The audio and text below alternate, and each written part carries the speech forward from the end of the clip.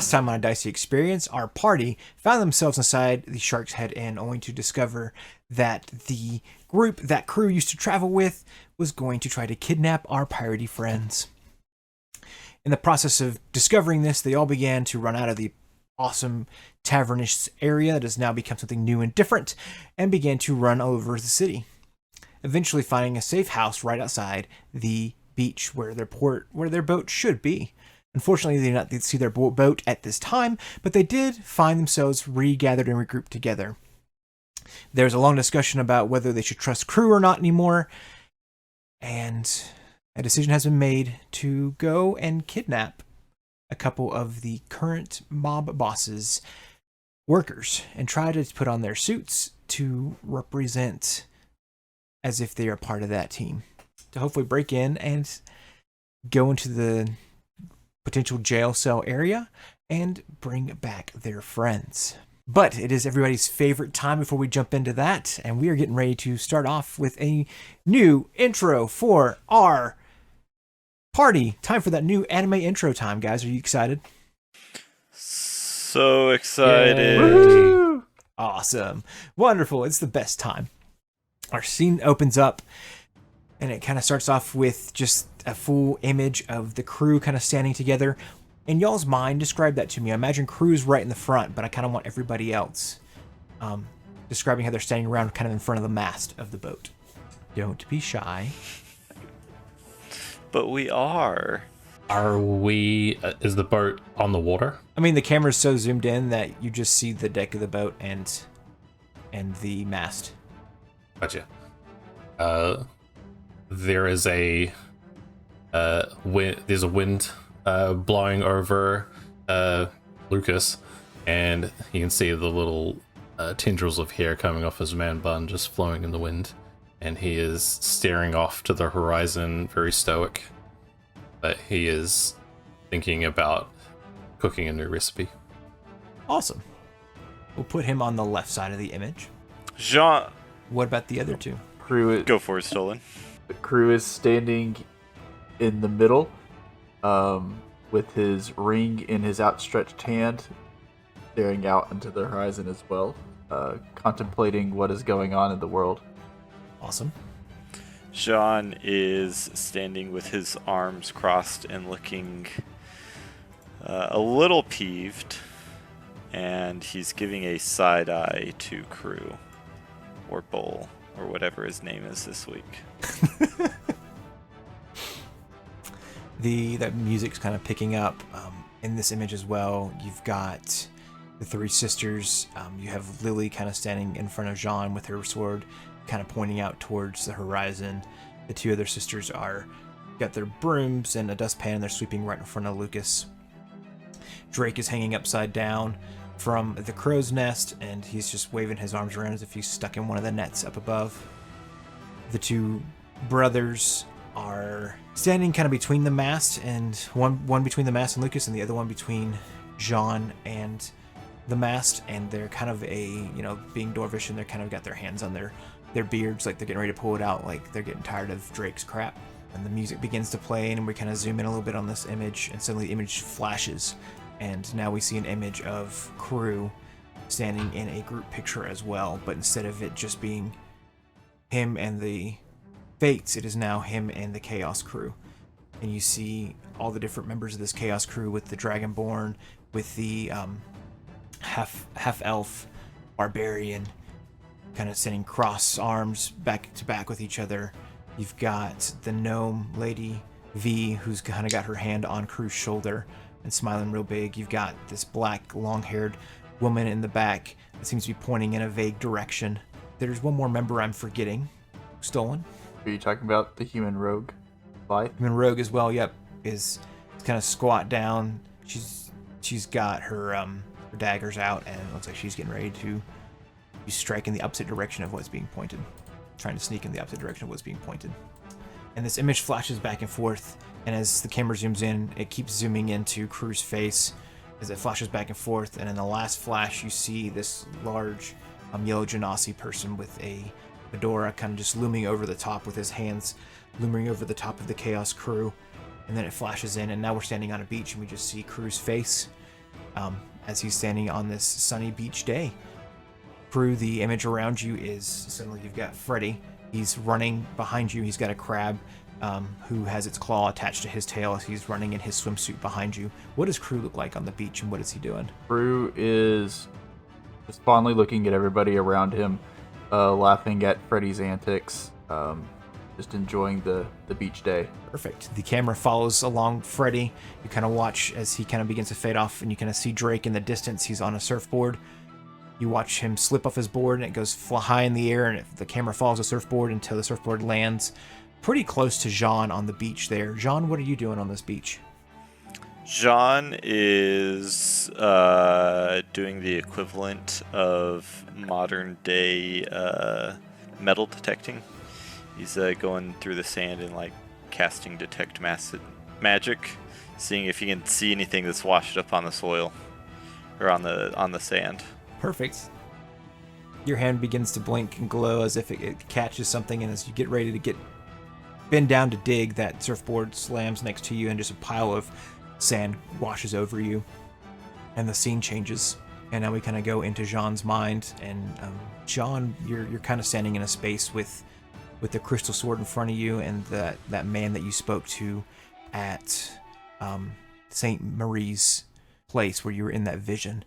And he's got his purple robes on, he's kind of got his blonde hair and that bowl cut, and he's smiling and talking to you, and you're holding that sword out in front of you. What is the look on Jean's face, and what does he do in this 2-3 seconds that we see this scene? It's one of those faces where you can tell Jean's brain is spinning, and he's understanding the power that's before him, and he's trying to figure out ways to use it for himself. And it's a slightly evil, slightly ambitious look. Wonderful. We zoom back into Jean's face just a brief second after the sand splashes over him, and you kind of see the camera pan over to Lily, and she is on her back, and she's laughing, and her legs are kicking in the air. She's laughing at the poor misfortune of Jean at that moment. The camera pans over from there, and you see the two Dwarven brothers quickly put together a stove and a kind of an outside grill type situation, a small like outside kitchen type deal. And they're burning together real fast, kind of like when you see an anime where there's kind of that jump, and you see them hammering on one side of this little box they're working on, then they go to another side, and you see them hammering on another side, and it kind of slowly builds the stove thing out, and out walks Lucas from the boat, and he's walking over, and he's got boxes of food in his hands, along with Sarah and Sally, who are helping him carry things as well. What does Lucas look like, and what is he going to do for the next few seconds we see him here? Lucas has a rare day where he has his hair down. So his jet black hair is down past the shoulders, and he is wearing nothing but a Speedo. And that is black as well. And he is carrying his carton, his box, on the way to the stove, trying to decide if watermelon goes well with pancakes or not. Interesting. The camera zooms into your face, and then we go into your mind for a brief second as well, and we kind of see suddenly you're in a large arena with lots of different cooking stations around you, and you see some different cooks cooking different things, and you find yourself in front of a stove. What is Lucas building? Building? Yeah. What is Lucas building? Like getting ready to cook? At a competition, you said? Yes, like as if you're in the middle of a competition. He has a fish tank filled with a couple lobsters, and he is currently preparing a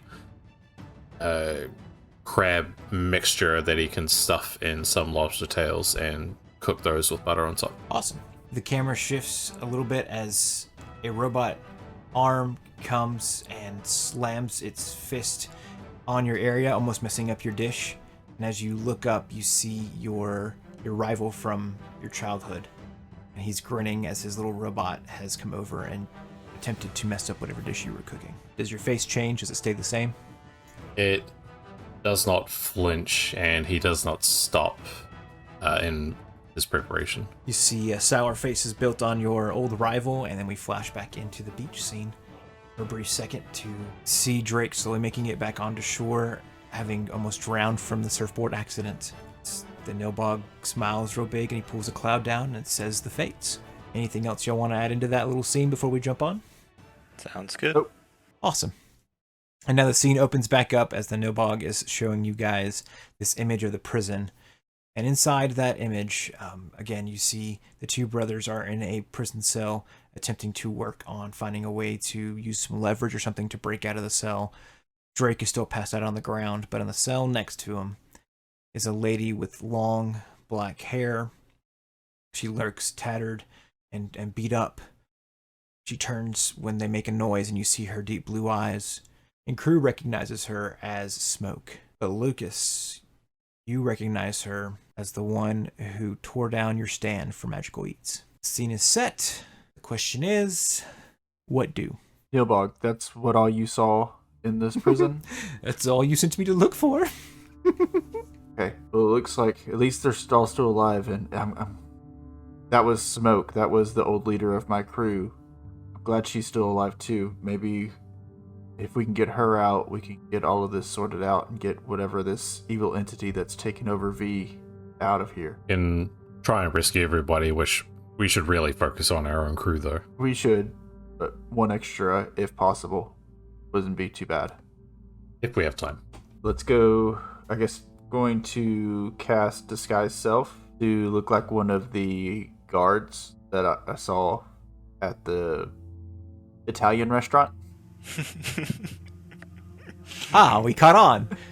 My theme has clicked. And I'm going to go see if I can find two people and lure them back this way so we can ambush them. Are y'all okay with that? I think we need to make sure that you know a good Italian accent before you go find somebody. Out of character, you do not want to hear Stolen do an Italian restaurant or an Italian accent. I think I do. I think we do. No. I think I say we stop the episode here until we figure out what the accent sounds like and it's mastered. Let's just say that I had a role in a play in high school that had an Italian accent, and everybody told me I sounded Jamaican. So we're not going down that way. It's a little different than Italian. That's a spicy meatball, man. It's a me, Stolen. Yeah, see, that's not bad. Joey was Italian. I can definitely hear the Jamaican in there.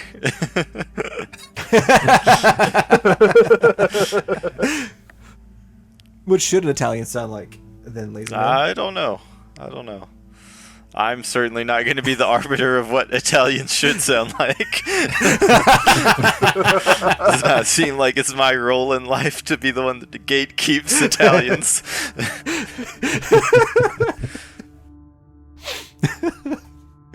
Gatekeeps Italians. Oh my gosh. So should I lead them back here to the safe house, or do y'all want to find an empty alley to ambush?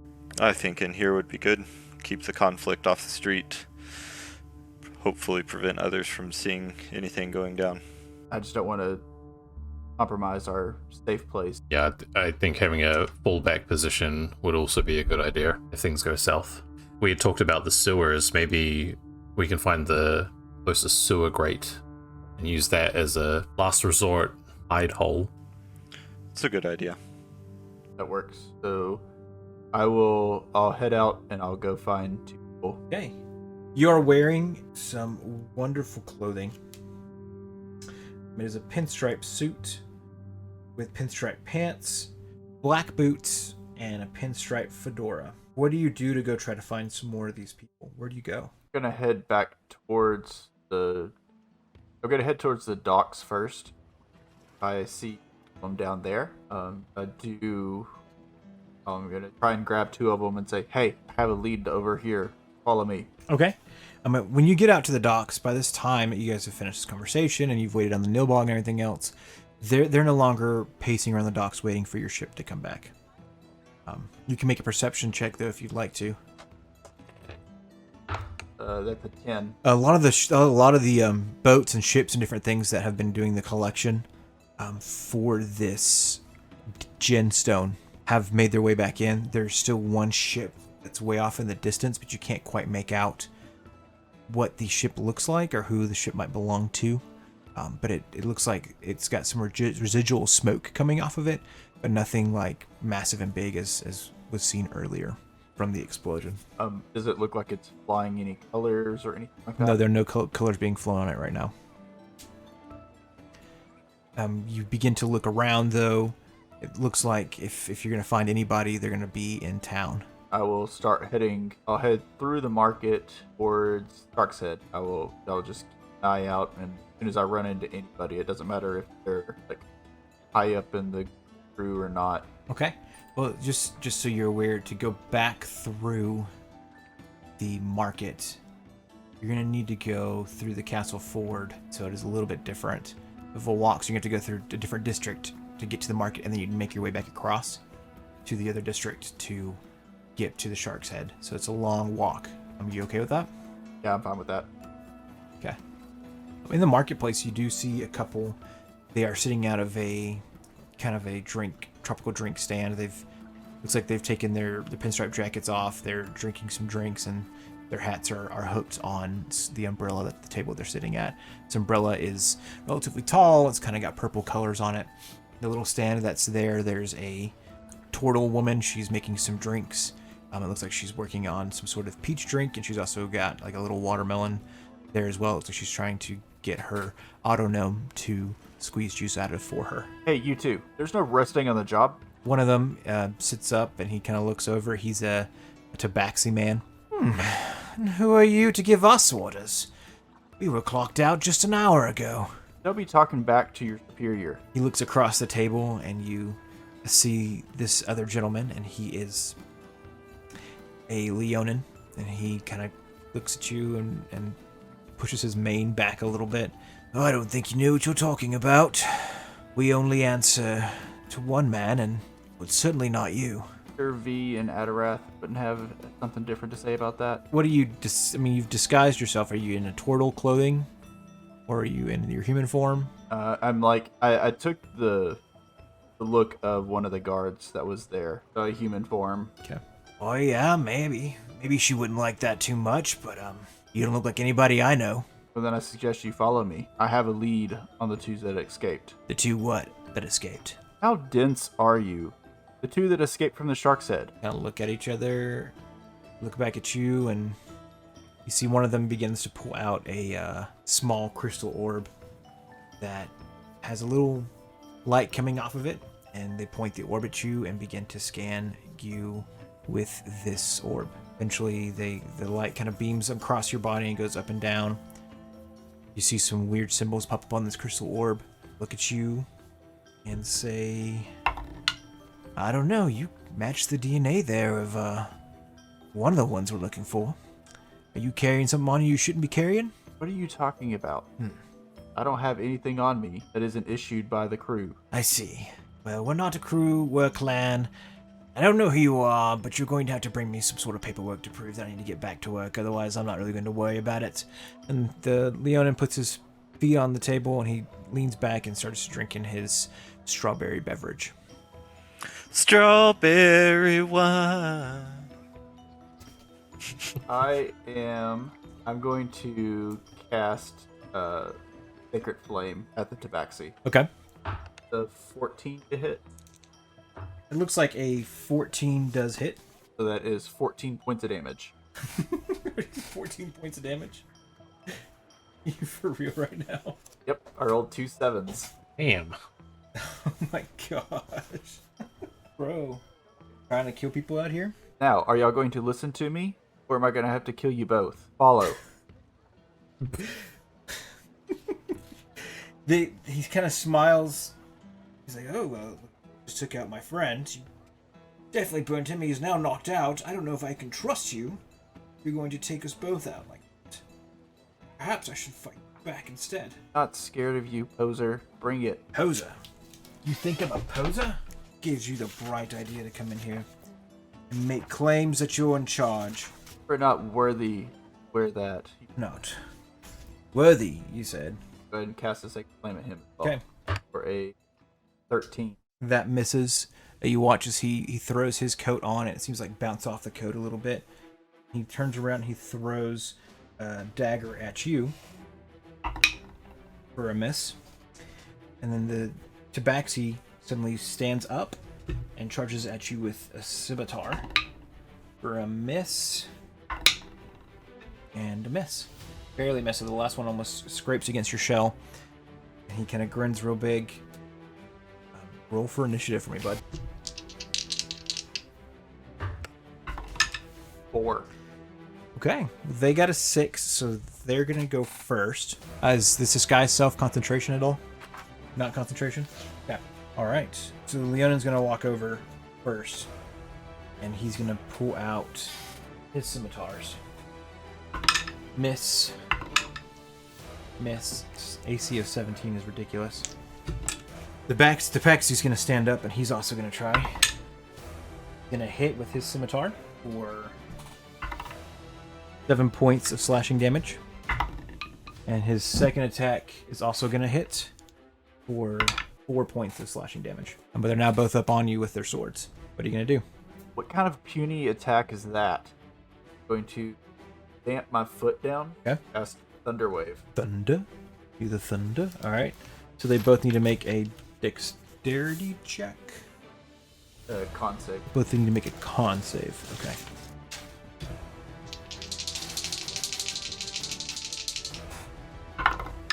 Alright, they both got a 19. Okay. They don't get pushed back though. I know that. They take 4 points. Okay. Have they surrounded me? Or are they just both in front of me? They're both kind of in front of you. I'll stay put. Okay. Alright. The Leonin is going to try to attack you again with his 2 scimitars. Just trying to blow us away. This is ridiculous. First attack hits for 6 points of slashing damage. Second attack misses. The Tabaxi's going to swing the scimitar twice at you as well. Yeah, I think we got this in the bag. Both attacks miss, but they do kind of scraping kind of against your shell there. Wish. Here's some commotion in the streets. Oh, hey, there's a fight! Somebody get the gods! It is your turn. I'm going to lower my hand down to the backseat. Cast Poison. Okay. What do they need? A con save. That's a 12. Fails. Okay. Oh, dang. 4 points Okay. of poison damage. It doesn't make much of a difference. Going to turn and start running. Okay. They're both going to make opportunity attacks against you. They both hit. They just, as you turn and run, they swing down. The scene kind of gets like this, where you turn and this magical spray comes out of your hand and it splashes all over the white fur of this Tabaxi, and he screams in pain and he slashes out as you turn around, and he manages to cut you for 8 points of slashing damage. And the other guy, seeing you turn, getting ready to run, also swings his sword for another 8 points of slashing damage. But you are able to get 30 feet away from them. That's your movement, right? Okay. On the Leonin's turn, he's going to go ahead and move 30 feet forward, and he's going to try to attack you twice again. First attack hits. 7 points of slashing damage. Second attack misses. He comes in hot. He sees you running. He hits you, and then he sees you running, so he darts off right behind you, and he comes up and he slashes you again. The Tabaxi's going to spend his turn wiping his eyes as he's trying to get some of the poison, because it stings in his eyes. He's trying to get that sensation out. So you see him almost like a cat licking the back of his paw and like rubbing his eyes with his paw. I'm going to double dash. Well, actually, 60. Okay. Let's call If there's any kind of dark alley, I'm going to jump into it. Okay. He does fail his opportunity attack against you. So you're going to try to jump into an alley. Okay. Yeah, you're able to run down the road. You do see an alley, and you're able to jump into there as well. Do you want to go and make me a stealth check if you're trying to hide? All right. 11. 11. Okay. Okay. Oi, come on, Tobias! Get that crap out of your eyes! I saw him go this way! And he runs down. You see the Leonin I just know he's over here somewhere. Stands outside the hallway or the alleyway that you're standing in. Kicks over a trash can in the alleyway. Doesn't see any commotion. He keeps on running down the street. You see the tabaxi eventually kind of stumbles behind him and kind of keeps running past the alleyway, seeing the kicked over trash can. Boy, guards! This way, guards! We know that they saw a fight over here. And you see eventually a couple guards kind of come by. They start looking around, but they don't see you in that alleyway either. What do you do? Once it seems, I'm just going to stay there. Once the commotions have kind of died down a little bit, I'm going to drop that disguise self. Okay. I'm going to pull up my Captain Bull one out the backside of the alley, start heading back towards the safe house. Once I get close to the safe house, though, I'm going to start looking for manholes. Okay. While you guys were waiting for crew to come back, it's, you realize it's probably going to be about an hour before he shows back up. What do you guys do during that time frame while you're in the house waiting? Are you in the house waiting for him? Are you guys doing something else? You're in this room. The room again has that dead sheep in there. There's some manacles all around. You kind of got that journal, and of course the Nilbog seems to have some sort of piratey comic book that he is laying full flat on top of the table, and he's kicking his legs while he's reading this book. His legs are swinging off the edge of the table, and he's kind of swinging like a 3-year-old reading a comic book. John might like this one. It's got pictures in it. Nilbog. Yes. Is there a way into that facility through the sewers? Oh, yes. And he pulls up the image again. If you remember, there's this giant grate right here. You could just go in through the grate, and I don't know if you can cut it open or not. I didn't explore it too closely. I can just poof in and out where I want to go, so I didn't have to go through any doors or anything. Well, that's fun. How about you go down in the sewers and explore for us while we wait? No, I don't think I want to. I believe you wanted to be on our vessel, right? Oh, yes. And I know where that's at. That's not hard for me to get back on the vessel. But if we aren't there, it's not really our vessel. Oh, no, but the adventures that you guys are on is more entertaining to watch than anything else. That wasn't part of the contract. But it was. Do not read the fine print. Adventuring on our boat. We are no longer on the boat. You're right. I should go to the boat. And he snaps and vanishes. Oh, well. Lucas. Us? You're telling me you're seriously okay with what Crew's doing? I understand he's lied, but I'm sure you and I have not given the entire truth of our backgrounds either. Be that as it may, I don't think either of our backgrounds include betraying the entire crew so that we can get a promotion, do they? And Sean will give Lucas a very intense stare, hoping the answer is not yes. My background is not as intense as yours and Crew's, but in the time that we've spent with him, I still trust him. It doesn't bother you that everything he was doing along the way was just to secure our trust so that he could get us back here easily? So that he could, again, gain a promotion with some criminal organization that takes down other pirates. It did seem a little peculiar, but when we were in their restaurant, they were going to kill us, and they seemed like they were going to do the same to him, so maybe we just don't know the full story. Why is this such a big deal for you? He betrayed the crew. Drake, Did he? Pancon, Francon, they're in shackles in a factory, presumably going to be worked to death because he brought us here. And he brought us here not to collect the needed items for your recipes, not to get the materials we needed for our vessel. He brought us here to hand us over to the very people who are now hunting us down.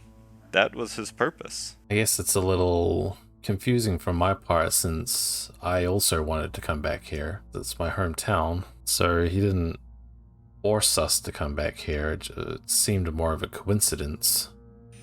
And I'm sure that's how he wanted it to look. It seemed like he was just as surprised as us with the crew being taken and everything that's been going on. I'm sure he had some misguided notion that he would be allowed to keep the vessel, or perhaps we wouldn't get in any trouble. But the fact remains that he's in league with people who do not deal kindly with my type. I understand you're just a chef, but you are a part of a pirating crew. Pirating is my entire history. If they find out who I am... Be famous. In a small manner. I come from a noble family that's well known. I come from a pirating family that is the terror of the seas. I mean, you've heard the stories of my aunt. I don't know which would be worse, to live and work in this factory for the rest of my life, or to be ransomed off to my aunt where she could see me scourged, hung, and who knows what else. It definitely is not the best situation, and he does have things that he needs to answer for. I think right now the more pressing matter is to save the crew, and it seems like that's his goal as well. Could we at least have a tentative alliance with him to save the crew? Of course.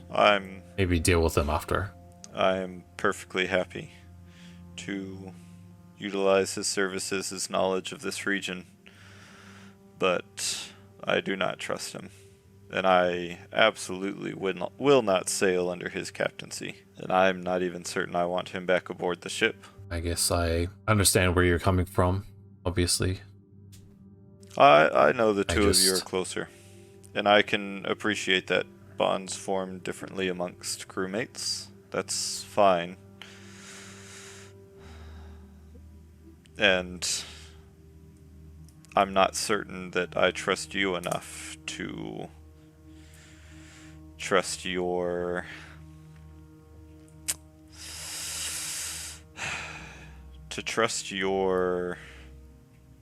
shoot, what do you call it?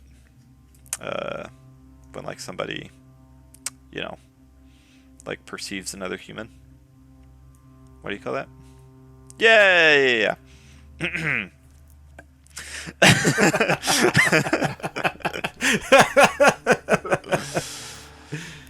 I'm not sure I trust your judgment enough to vicariously trust him through you.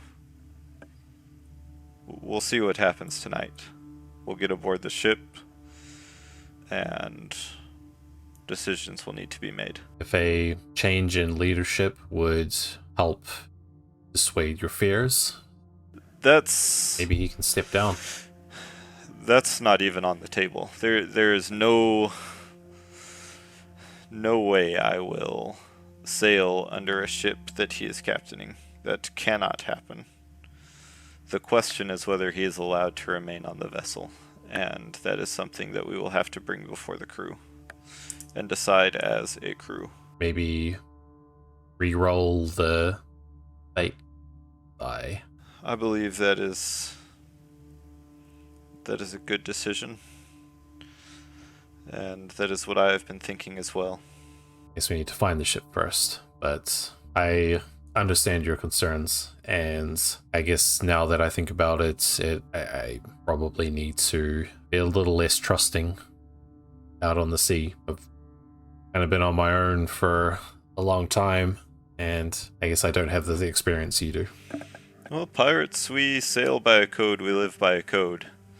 And that code has been torn to shreds by this act.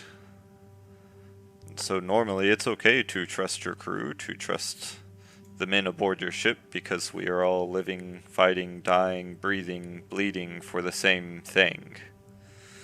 But we've had a snake aboard for the last several weeks, and that needs to be dealt with.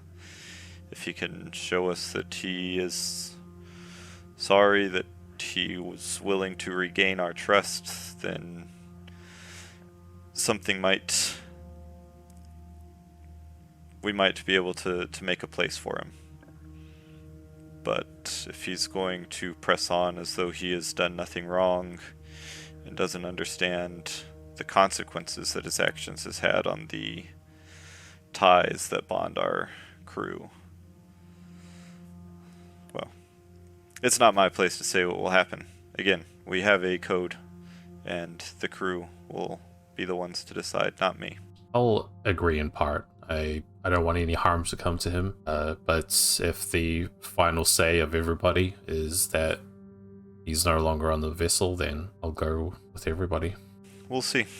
I feel as though we're about to borrow a phrase from you cooks, jump out of the frying pan and into the fire, and perhaps in that fire he will prove what he is truly made of. I think we should prepare for whatever it is he's planned. I agree. Do you have any thoughts? Well, since the Nilbog's gone, we should at least keep a lookout, but do you have any delayed trapped ideas, or is there really any place to hide in the rooms, or any way to make yourself invisible? I do not have any way to make myself invisible. However, I do have quite a few caltrops that we could place across the entryway and perhaps throw off anyone that enters in through the doorway if they are perhaps expecting some sort of ambush. Might break their concentration. Sounds like a plan. Is there any like rafters or something up high that we could climb up to? And Yeah. There's some rafters. I mean, the rafters are about, I guess, living in this world. Yeah, there are some rafters up above higher that it would take a minute or two. You might have to get on one of the other shoulders to get up there, but you could definitely get up there. it's just a square room with no other doors or rooms apart from the front door. Correct. Yeah, the whole point, you're kind of getting the idea that this was really just built to put a place for him to go and transform in. Right. And feel like he's close enough to the outskirts of town that he could do this without disturbing the peace around him. Maybe we put the kettle drops on the floor in front of the door. We flip the table over on its side, and you can use that as cover in the corner. And I hide up in the rafters above the door to drop down on anybody that comes in. Agreed. I think that's a solid plan. All right. So Jean will knock the table over and spread his caltrops out just inside the door. And I'll pick up a rock from outside as well and scratch on the door just by the doorknob. Hop, H-O-P, in the hopes that if it is a crew who is coming in first, he'll see it and maybe connect the dots. Wonderful. You can't read, and that probably includes writing. That is incorrect, sir. So you put your monocle on? Yes, I pull my monocle out, fix it to my eye, and pop, pop, pop. Okay. Is this the first time you use this monocle around Lucas or anybody else? No, I don't think I mentioned it, but I was reading stuff when we were looking at the map, so I would have had it in then as well. Okay. But we were both focused on the map itself, so this might be the first time he's noticed it. Perfect. You notice that for a brief moment he puts a monocle on and writes "hop" on the door. Do you take the monocle off afterwards? Yeah, I'll stuff it back in my pocket. Okay. Crew, you've sat there for a little while, and you're getting ready to turn back up to start running down to go back and start looking for manholes as you get closer. As you get up to turn around, you've transformed into Captain Bull, and you've turned around to go down the other side of the alleyway, and floating in front of your face is the Nilbog. I guess that didn't work out the way you thought, huh? That would be the understatement of the century. Oh. What are you going to do now? I need to get back to Jean and Lucas and let them know that the guard situation did not go as planned. Oh, fun. This should be exciting. Okay, well, what plan do you have now then? I honestly think the sewers are probably going to be the best option. Ooh, the sewer. Fun times in the sewers. They say. Oh, good. Well, but I guess lead the way. Mind being a lookout for me? Or is there anybody out of the alley that I'm going to run? Oh, no, but yeah, I'll sit on your shell and keep an eye out for you. It's not a problem at all.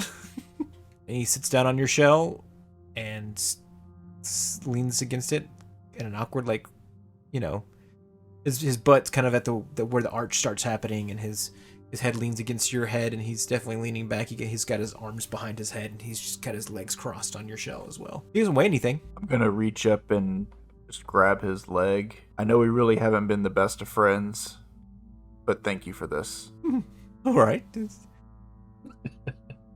He thinks we're friends. This is fun.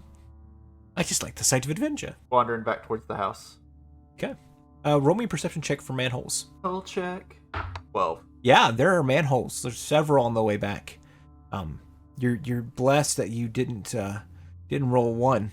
So the Nilbog goes on is telling you some sort of story about some strange event he was a part of, where he was watching a crazy child make a bargain with some giants about the estate that they were living in, and was able to gain some money and income off of making them believe that they had to pay some sort of income tax on the cave that they were living in. It was quite enjoyable to watch.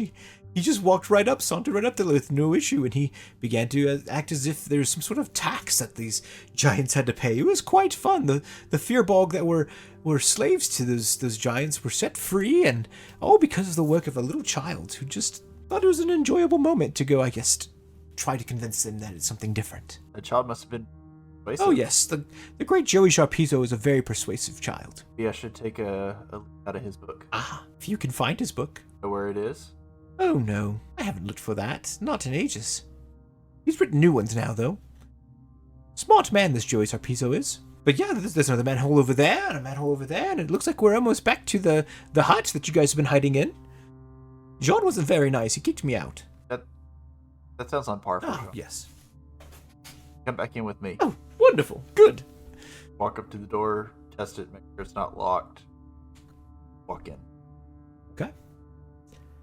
How much damage would he receive from the caltrops walking in? I think it's just 1d4, right? Per caltrop, yeah. Okay. So how many caltrops did you put down?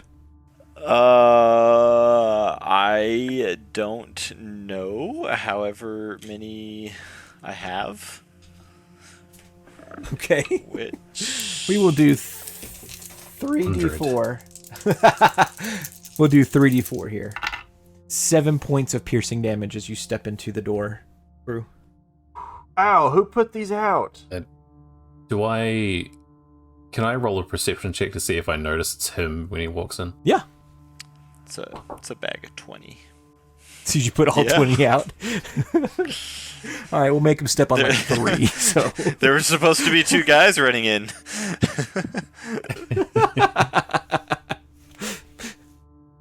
11. yeah, it looks like Captain Bull. You remember seeing this disguise, and there's a Nilbog on his back.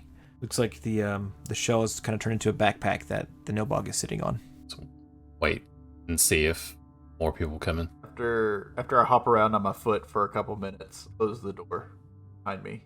Roll me an acrobatics check to lean down and try to pull these out of the bottom of your foot while you're hopping. Natural 20.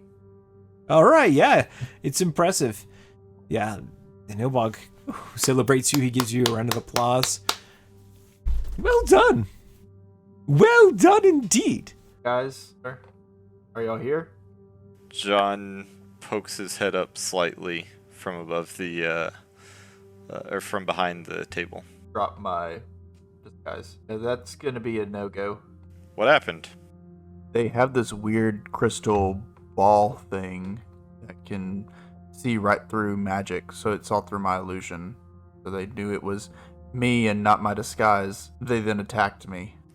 Interesting. So no disguises then. That's how it seems. We're gonna have to find a different way into that factory. Yes, that's what the Nilbog was saying. I think that might be the most efficient strategy. I don't think we should waste too much more time. I may need to take a little bit of a rest. Do you need healing? Jean will cast Cure Wounds, which is a thing that I know how to do. Lazy man knows how. Yeah. Jean just does it because he knows how to do that kind of thing. Are we thumbing through Lazy the book man right now to needs to figure out what I do for Cure Wounds.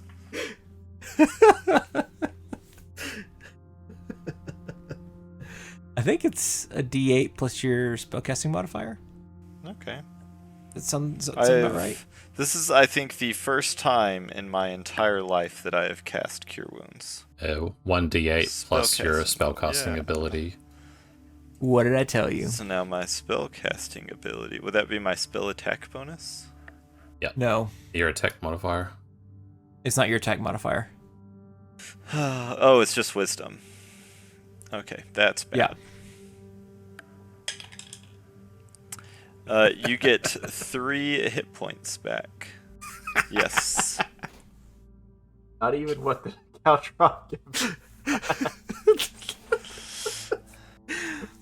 How do you feel now? Like shit.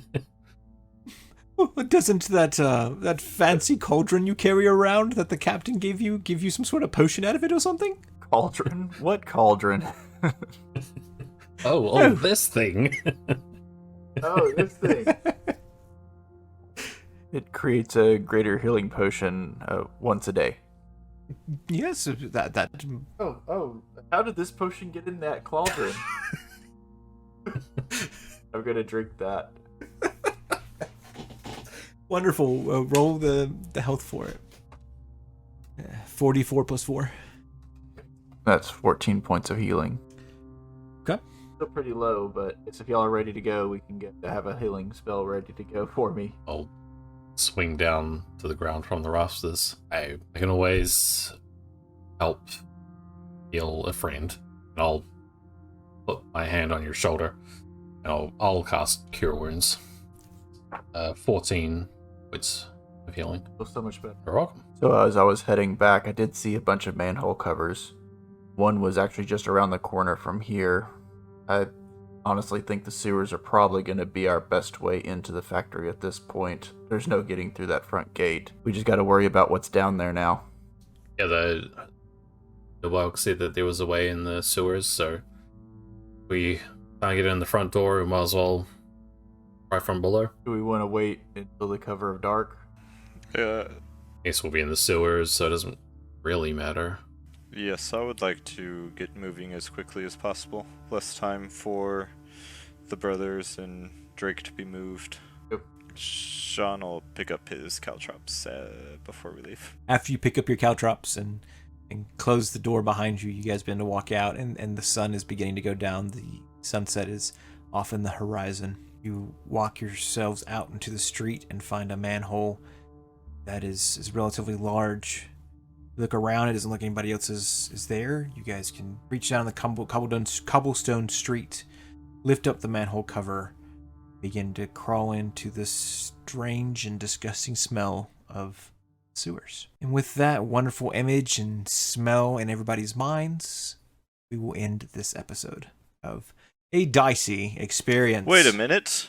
I can't use this. I'm not a man. I'm a rabbit. My God, you are! Yuck, yuck. Wah, wah.